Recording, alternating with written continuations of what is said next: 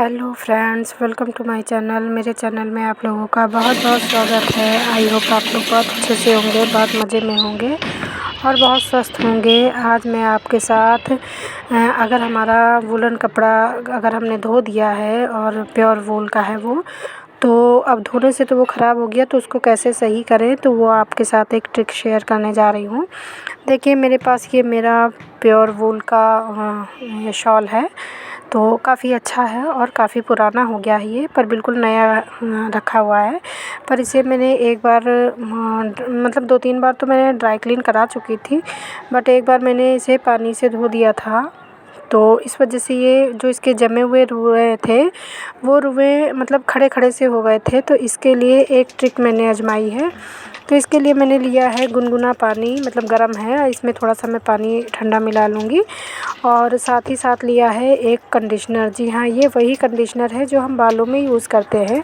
अगर आपको साथ में धुलना भी है तो आप इसके साथ शैम्पू और कंडीशनर दोनों चीज़ एक साथ मिला सकते हैं। पर मेरा ये धुला हुआ था, बस इसे मुझे मतलब जो इसके रुएँ खड़े हो गए थे उसको बैठाना था, सॉफ्ट करना था। तो मतलब इसे कह सकते हैं जो हमारा वूलन कपड़ा ख़राब हो जाता है पानी के संपर्क में आकर, पानी यूज़ करने से, तो उसे हम कैसे सही करें, तो वही बता रही हूँ। तो यहाँ पर देखिए, मैंने गर्म पानी लिया है, मतलब थोड़ा नॉर्मल कर लिया है और उसमें मैंने एक पाउच कंडीशनर डाला है। आपका कपड़ा ज़्यादा ख़राब है तो आप मतलब 2 पाउच कर सकते हैं। तो यहाँ पर मैंने अपने शॉल को गुनगुने पानी में कंडीशनर मिला के अच्छे से मिला लिया है और उसमें अच्छे से इसे डिप कर दिया है। 5 से 10 मिनट के लिए इसे डिप करेंगे और बस हिलाते जाएंगे पूरे अच्छे से। मैंने देखिए पानी बहुत ज़्यादा नहीं लिया है क्योंकि मुझे वॉश नहीं करना था, सिर्फ इसे मतलब एक तरह से कह सकते हैं कंडीशनर, जैसे हम हेयर को शैम्पू करते हैं फिर ऊपर से कंडीशनर लगाते हैं तो सॉफ्ट करने के लिए, तो बस यही कंडीशन यहाँ भी है। तो इसके बाद मैंने नॉर्मल वॉश कर दिया है पानी से, नॉर्मल पानी से, और अब इसके बाद मैंने इसे धूप में सुखा दिया है। और सुखाते समय ध्यान रखना है कि इसको जहाँ हम रस्सी में या तार में डालें तो सिलवटें नहीं आनी चाहिए। पूरी कोशिश करना कि मतलब डबल पिन लगाकर इसे फैला दिया है मैंने।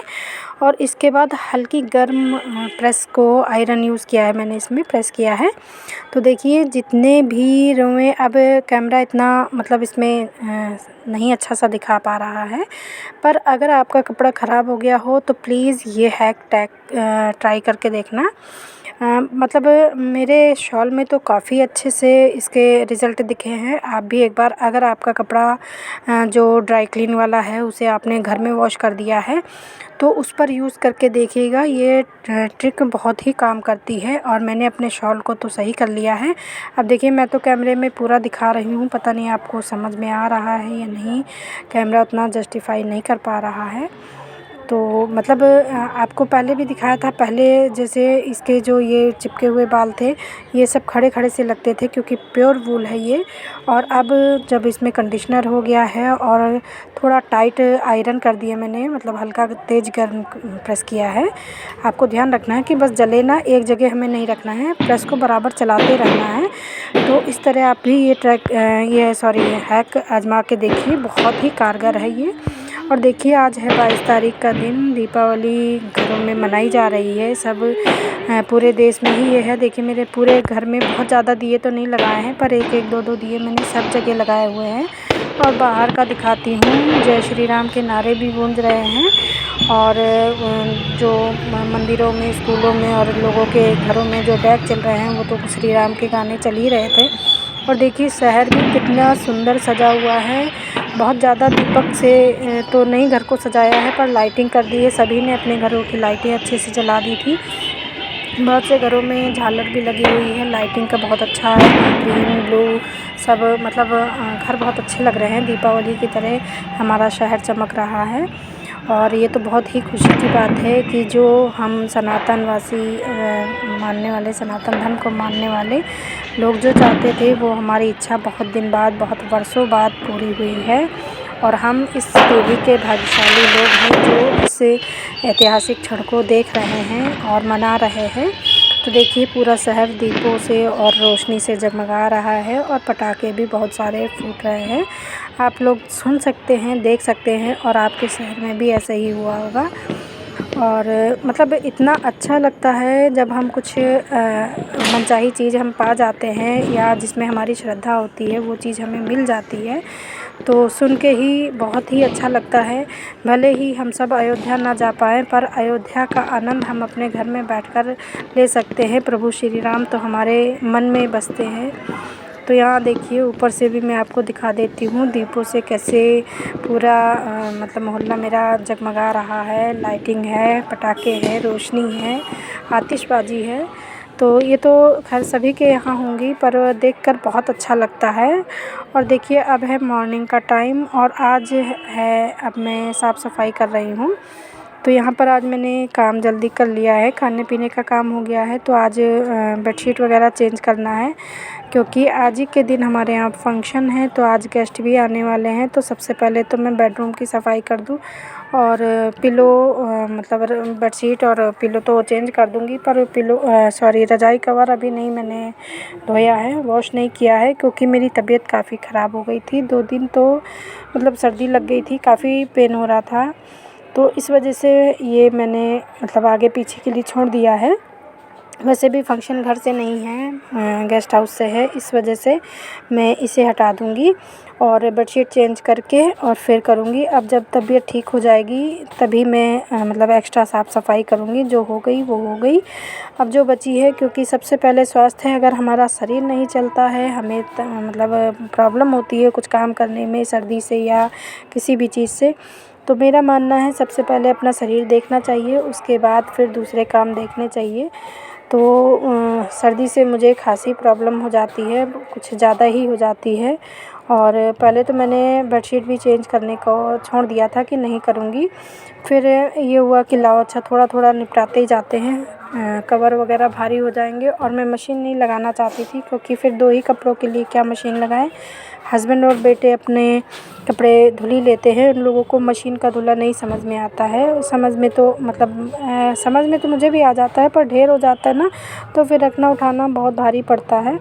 तो इस वजह से मैं भी 2-2 4-4 कपड़े निपटाती रहती हूँ। पर इस बार तो ठंड इतनी ज़्यादा हो गई और 1 महीने के कम से लमसम हो रहा है कि हमारे यहाँ तो धूप भी नहीं निकली है। तो इस वजह से हाथ पैर और मतलब बॉडी पेन की समस्या बहुत ज़्यादा हो गई है। मेरे तो पैरों में इतनी स्वेलिंग है कि बस चलना मुश्किल हो रहा है। पर अब क्या करें, जब हम अकेले होते हैं तो घर का काम तो हमें करना ही है। डेली रूटीन तो हमें फॉलो करना ही पड़ता है, खाना भी बनाना है, साफ़ सफाई भी करना है। अगर मैं वॉशिंग मशीन लगा देती हूँ तो 2 कपड़ों के लिए तो कोई बात नहीं, फिर ये होता है ना, लाओ ये भी धो दे वो भी धो दे, तो इसमें काफ़ी टाइम हो जाता है। तो इस वजह से सिर्फ मैंने बेडशीट निकाली है। और बाकी फ़ंक्शन तो जब मतलब गेस्ट यहाँ कुछ ही गेस्ट घर पर आएंगे, बाकी सब गेस्ट हाउस में आके और वहीं से चले जाएंगे। तो इस वजह से मैंने अपने को ज़्यादा तकलीफ़ नहीं दी है। यही कहूँगी कि बस अपने शरीर का ध्यान रखते हुए बस जो नॉर्मल काम है वही किए हैं मैंने। और क्योंकि इस टाइम ठंड भी बहुत ज़्यादा हो रही है और ऐसा तो कोई काम है नहीं कि हम छोड़ दें और उसके बिना काम चल जाए। हम लेडीज़ों के पास जितने काम होते हैं उनको तो सबको करना ही पड़ता है। हाँ, बस ये है कि अगर मौसम नहीं सही है तो बस कपड़ों का ढेर ही लगा सकते हैं, और अगर हम ढेर लगा देंगे तो बहुत ज़्यादा वो हो जाएगा, तो वो भी हम ही को दिक्कत होती है। फिर 2-2 4-4 कपड़े धुलते रहो तब तो फिर भी ठीक है, और अगर ढेर लगा दिया है तो फिर जब वो ढेर हो जाते हैं तो मशीन में डालो, बटन दबाओ, ये तो यहाँ तक तो ठीक है। और उसके बाद जब ढेर सारे फैलते हैं और सबसे कठिन होता है उनको उठाना और फिर उनको उनकी जगह पर सेट करना, तो ये बहुत कठिन होता है। तो उससे तो मुझे सबसे सही लगता है कि मैं जब तक कर सकती हूँ तब तक तो मैं 1-1 2-2 कपड़े डेली के धुलो और हाथों हाथ फैलाओ, उठाओ और अपनी जगह पर रख दो, वो ठीक रहता है। और 100-50 कपड़े इकट्ठा धुल लो और फिर उसको इधर उधर 2 दिन वो पड़े रहें, फिर प्रेस के लिए वैसे ही ढेर लग जाते हैं, तो वो काम मुझे बहुत ज़्यादा खलता है। तो फ़िलहाल तो मैं देखिए यहाँ पर बेडशीट चेंज कर रही हूँ, और जो मैंने ब्लैंकेट मंगाया था वो भी देखिए मेरे बेड पर बिछा हुआ है। और जब मतलब ज़्यादा दिन हो जाते हैं तो वो थोड़ा सा इधर उधर खिसक जाता है, तो उसको भी सेट किया है मैंने। और हिसाब नहीं बन पा रहा था, ज़्यादा किनारे से बिछा दिया था तो मैंने इसको सेंटर में कर दिया थोड़ा, कि मतलब सभी लोग जो कोई बैठना चाहे उसमें बैठ जाए। वैसे इससे जो सर्दी से बॉडी पेन होता है उसमें काफ़ी रिलैक्स मिलता है। तो यहाँ पर देखिए बेडशीट बिछाकर और फिर बस अब साफ़ सफाई की बारी है। और साफ़ सफाई करने के बाद अब आज बहुत ज़्यादा लंबा वीडियो हो जाएगा, तो पार्टी का वीडियो मैं आप लोगों के साथ कल शेयर करूँगी।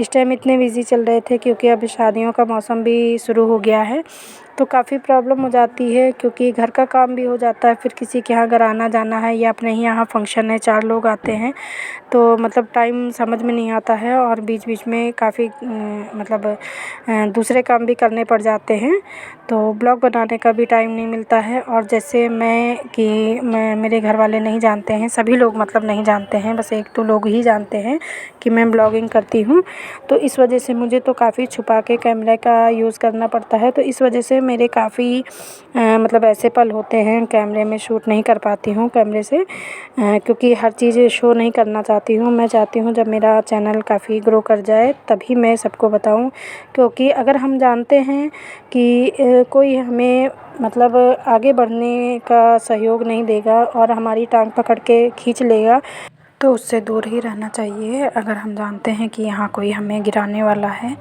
तो फिर उसके सामने हमें मतलब नहीं आने की कोशिश करनी चाहिए। तो बस वही हाल मेरे साथ भी है, क्योंकि मैं जानती हूँ कि अगर सब लोग जान जाएंगे तो कहीं ना कहीं थोड़ा सा मतलब रोक लगाने की कोशिश करेंगे या कुछ नहीं होगा तो काम पर ही, जैसे सबके यहाँ ताना मिलता है ना कि वीडियो मोबाइल पे लगी रहती हैं और काम नहीं करती हैं, तो वैसा काम हो जाएगा। अभी नहीं जानते हैं तो अभी सब काम कर रहे हैं तो कोई दिक्कत नहीं है। तो बस इसी तरह की प्रॉब्लम होती हैं, तो इस वजह से बहुत जगह ऐसा होता है कि अच्छे अच्छे सीन होते हैं तो मैं उसे शूट नहीं कर पाती हूँ।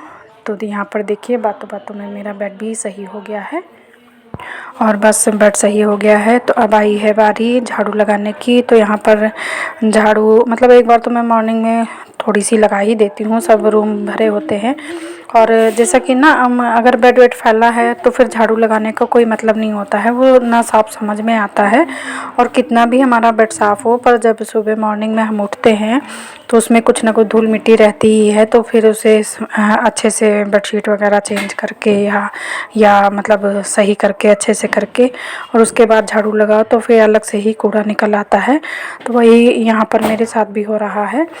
तो जब मैं दोबारा की झाड़ू लगाती हूँ तो एक तो ये होता है ना कि सब लोग चप्पल पहन के अंदर बाहर करते रहते हैं, तो उससे भी कभी कोई सब्ज़ी लेने जा रहा है, कभी नीचे जा रहे हैं, फिर ऊपर आ रहे हैं, तो फिर इस तरह ना मतलब कूड़ा हो ही जाता है। तो जब ये दोबारा की मैं झाड़ू लगाती हूँ तो बिल्कुल घर क्लीन हो जाता है, तो काफ़ी साफ़ साफ़ एहसास होता है फिर। और मॉर्निंग वाला तो झाड़ू पोछा सब बेकार हो जाता है, इसलिए पोछा तो मैं बाद में ही लगाती हूँ, पर झाड़ू लगा देती हूँ क्योंकि सुबह उठते ही झाड़ू लगाना हमारी परंपरा है, लगाना भी चाहिए।